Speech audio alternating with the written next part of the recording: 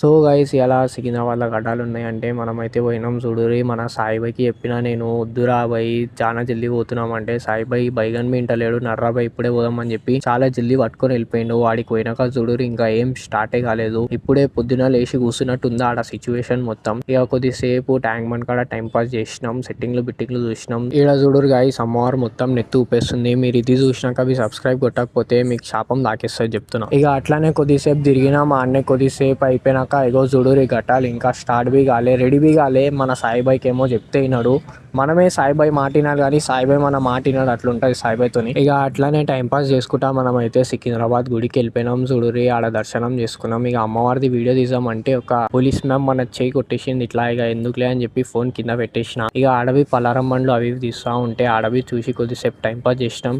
ఇక time pass అయిపోయినాక మళ్ళా గటాల కాడికి వచ్చినాం చూడురి. ఈడవి టైం పాస్ చేసినాం. ఈడ చూడురి మొత్తం కాక ఎట్లా ఎంజాయ్ చేస్తుండో. ఇక కొద్దిసేపు అట్లనే మనం ఎంజాయ్ చేసి ఇగో మన బండి కాడికి అయితే వెళ్ళిపోయినాం చూడురి. మన బండి ఎంత లోపలికి ఉందో, వెనకాలోళ్ళు మొత్తం హ్యాండిల్ లాక్ లో పెట్టేసిరు, మస్తు దమ్దం అయిపోయింది. ఇక ఫైనలీ మన బండి తీసి మనం అయితే సెక్రటేరియట్ చూసుకుంటా ఇంటికి అయితే వెళ్ళిపోయినాం.